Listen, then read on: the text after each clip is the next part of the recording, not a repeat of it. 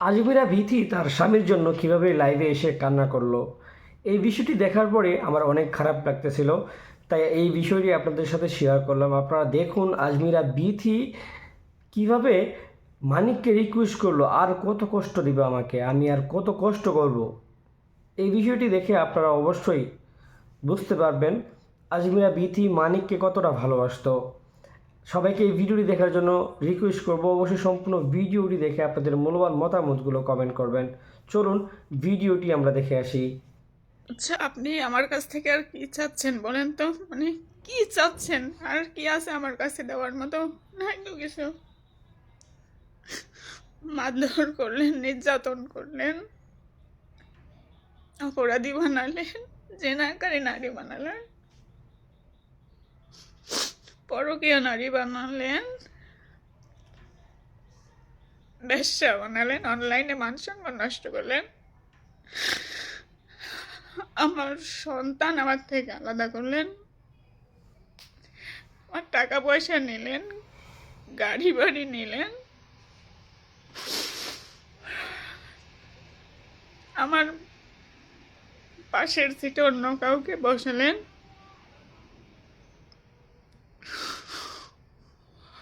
নিজেকে বিলিয়ে দিলেন। মানে আর কি সে থামবেন? আপনি বলবেন একটু, আর কি করলে থামবেন আপনি? আমার তো কিছু নাই, আমার তো গাড়ি গাড়ি টাকা নাই, গাড়ি টাকা উড়ানোর জন্য, তাই না? তাহলে আপনি আমার পেছনে কেন পড়ে আছেন? আপনি আমার আইডিগুলো কেন নষ্ট করতেছেন? আপনার মতো কি টাকা কি আমি আমার ব্যাংকে রাখছি চারিদিকে বিলানোর জন্য? আপনার মতো কালকেও কালকেও বললেন ভীতি ছাড়া কেউ নাই, আজকেই অন্য নিঃশ্বাস পড়লো আপনার জীবনে, শরীরে।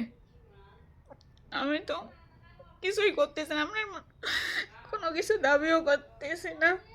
তাহলে কেন আমার পিছন পড়ে আছেন বলেন? আর কি চান? আর কি সে শান্তি হবে আপনার? শান্তি হচ্ছে না, অভিশাপ দিব না, ভালো থাকবেন আপনি।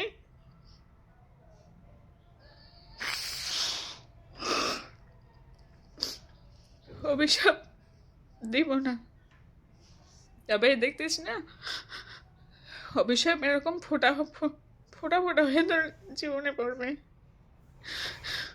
আমি তোর সাথে কোনো চিট করিনি, তা কোনোদিন ঠকাইনি, চুল পরিমাণ ঠকাইনি।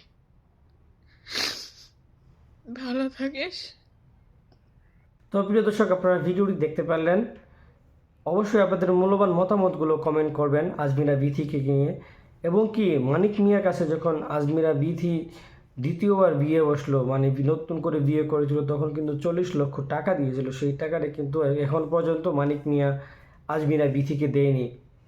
এই বিষয়টি নিয়ে আপনারা অবশ্যই আপনাদের মূল্যবান মতামত কমেন্ট করবেন। যারা যারা ভিডিও দেখলেন অসংখ্য ধন্যবাদ। আমাদের ইউটিউব চ্যানেলটি সাবস্ক্রাইব না করে থাকলে অবশ্যই সাবস্ক্রাইব করে যাবেন, ভিডিওতে একটা লাইক করে আমাদের সাথে থাকবেন। সবাই ভালো থাকেন, সুস্থ থাকেন, আল্লাহ হাফেজ।